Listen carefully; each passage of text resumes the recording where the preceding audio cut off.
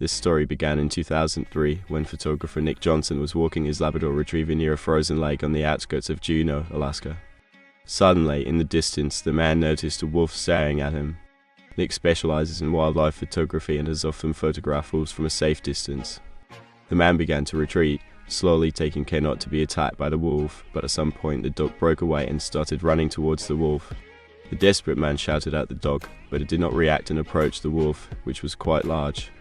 The step froze in horror, waiting for the wolf to come between the two, but what happened next came as a surprise even to an experienced photographer. The dogs and the wolf began to play with the lights. The man, having recovered from the shock, quickly turned the lens towards the animals. After some time, the wolf ran into the forest, but did not hurry to leave and continued to show itself among the trees, inviting the new one to come and play. Since then, the lone wolf has appeared very often on the outskirts of the city.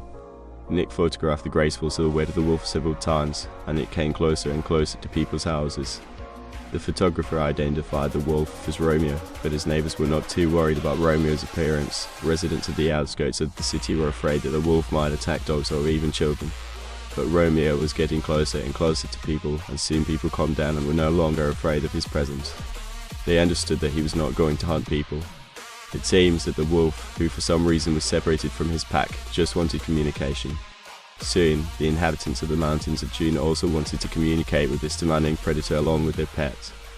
People visited Romeo in his favorite place, the Mental Glacier. People brought their pets, and Romeo made friends and played with them. The wolf even began to imitate dogs and once played with people. For 6 years, Romeo remained an unofficial symbol of the village, a favorite of the residents and a source of inspiration for photographs. When his graceful silhouette began to no longer appear near the lake, people realized that Romeo had left this world for everyone. People decided that Romeo deserved to be known by everyone who comes to this lake to learn the story of Romeo at the edge of the forest.